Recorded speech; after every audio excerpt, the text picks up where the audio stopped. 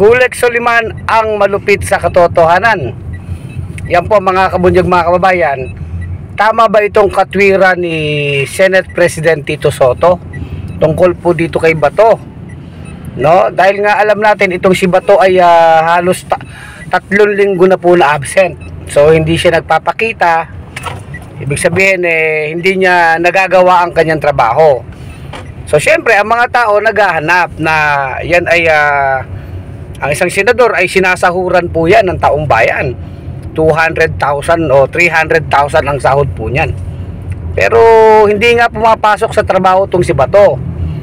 Ngayon, syempre may mga tao na hinahanap si Bato at dapat siyang pumasok. Dahil nga alam natin, mukhang nagtatago si Bato dahil nga sa mga bali-balitang warrant of arrest niya sa ICC na wala pa naman talagang formal na kopya yan. Ngayon, ang sinasabi po ni Senate President Sotto ay bakit naman daw pinag-iinitan ang Senado ngayon na may isang senador na umabsent ng 2 to 3 weeks, yan naman daw ay gawain na ng mga congressman.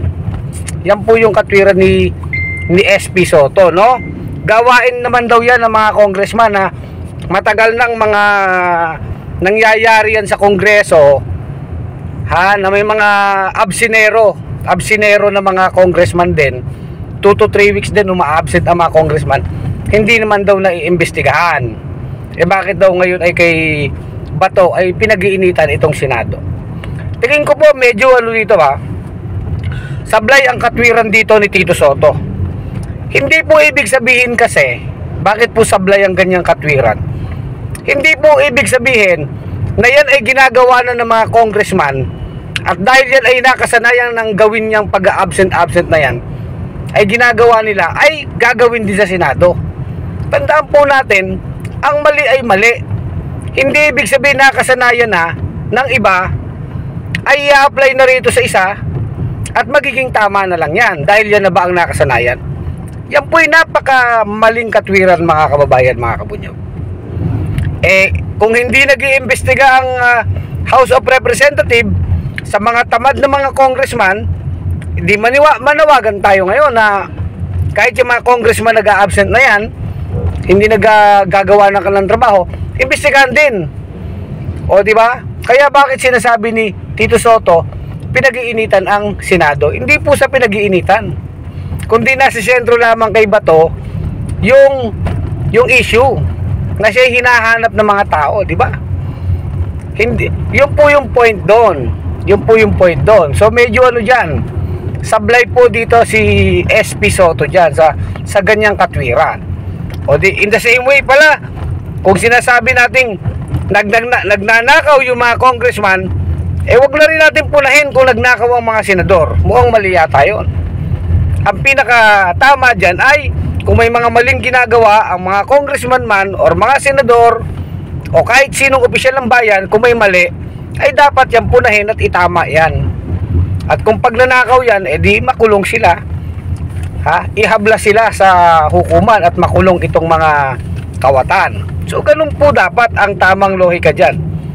Pero kung sasabihin na ginagawa naman na matagal na yan ng mga congressman yung pag-absent na yan bakit ngayon pinag-iinitan si Bato? Hindi, mali po yun Maling-mali po yun. Kagaya rin po yan ang issue ng pagkakasuspende ni Barsaga. O yung si Congressman Miao Miao. O di ba? Sinuspindi ng 60 days ng Congress. Ngayon, anong katwiran ng mga tagapagtanggol ni Barsaga? Kagaya nung anak ni Marcoleta, pinagtatanggol si Kiko Barsaga. Sabi ni Marcoleta, yung anak, ano daw ba ang mas mabigat, ang magnakaw o ang mag-post sa social media, mag-criticize? Alam nyo po, totoo yun. Talagang napakabigat na kasalanan ng pagnanakaw, mas mabigat yan. Pero hindi ibig sabihin na mas mabigat yung pagnanakaw ay magiging exempted ka sa pambabastos. Dahil yung ethics complaint po kay Barsaga ay kabastusan niya bilang congressman O ibig sabihin pag may magnanakaw na mga congressman, yung kabastusan ay okay na lang. Parehas pong hindi yun okay. Kaya mali din yung lohika ni yun okay. Kaya mali din yung lohika ng anak nito ni Marcoleta.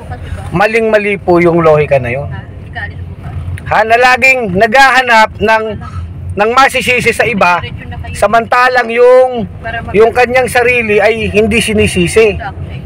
O parang si Sara Duterte din, pag hinahanapan po siya sa confidential pa niya, o saan mo dinala yung 125 million, anong sasabihin ni Sara Duterte? Ay hindi, yung mga congressman magnanakaw din yan si Martin magnanakaw. O kung magnanakaw ba si Saldico at sila Martin, ha, dahil magnanakaw sila, yung pagnanakaw niya okay na rin? Hindi po ganun yun ha? Ang mali ay mali, hindi po pwedeng gagamiting depensa yung kamalian ng iba para yung sarili mong mali ay magiging tama. Mali pa rin yun, mali sila, mali siya. In the same way kay Bato, ganyan yung logic ni SP Soto. Yung pag-absent ni Bato, hindi siya tatrabaho, hindi siya pumapasok sa Senado. Ha? Yun ay mali kasi pinapasahod sila ng taong bayan. Kaya hindi pwede siya sabihin ni Soto, matagal naman ang gawain ng House yan ng House of Representatives yan, yung mga congressman, absinero. Bakit senador lang, di ba? So dapat lahat ay managot sila sa taong bayan. Mahiya sila sa taong bayan. Di ba mga kabunyog, mga kababayan? Lagi po kasing ganyan ang nagiging palusot ng mga politiko na nahuhuli sa mga pagnanakaw, korupsyon, o anumang mga kaso nila, ay imbis na mga tuwiran sila, yung tamang katwiran ay magtuturo ng iba, titirahin niya iba. Ikaw ka ganyan parang flood control, maraming palpak na flood control sa Bulacan, di ba? Ibang mga kontraktor, mga palpak talaga sa Metro Manila, sa Mindoro, mga ghost project. Pag iimbestigahan mo yung Davao, ano sasabihin ng mga nila Polong Duterte? Hindi, imbestigahan nyo muna yung flood control dyan sa sa NCR, dyan sa Luzon. Tama ba yun? Paano kung palpak din yung flood control niya? Ibig sabihin, hindi siya exempted, hindi siya pwedeng magturo. Kasi unang-una, lahat naman po yan, Luzon, Visayas, Mindanao, yan ay pera ng bayan.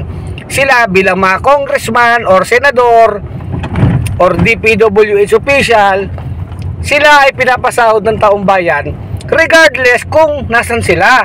Taga Luzon, Visayas, Mindanao ka man, kung ikaw ay pinapasahod ng taong bayan, di ba? Ibig sabihin po nun, mananagot ka sa iyong mga ginagawa. Hindi pwedeng nagtuturo ka lagi. What if then halimbawa yung ngayon iimbestigahan yung mga flood control sa Davao City, pwede niya bang sabihin na hindi, may mga palpak sa Bulacan sa Mindoro, sa NCR? Hindi po ariin mo yung sayo. Kung ginawa mo yung palpak, mahuhuli ka. So kung merong palpak sila Martin Romualdez, sila Saldico, pananagutan nila Martin at Saldi yan at ng iba pang congressman. Pero yung ginawa mo rin kasamaan ng mga Duterte o kung sino, pananagutan din nila yan. Di ba mga kabunyog, mga kababayan? Yun po yung punto natin. Kaya mukhang mali po talaga yung logic dito ni Senate President Tito Soto. So yun na lang po. Kuleg Soliman, ang malupit sa katotohanan sa Bunyog Pagkakaisa. Mga kabunyog, mga kababayan. Bunyog, bunyog, halikan na kasama ka. Bunyog, kapag buklod ay may pag-asa. Luzon, Visayas, Mindanao, isa ang pananaw. Sa bagong Pilipinas ang bunyog isisigaw. Bunyog.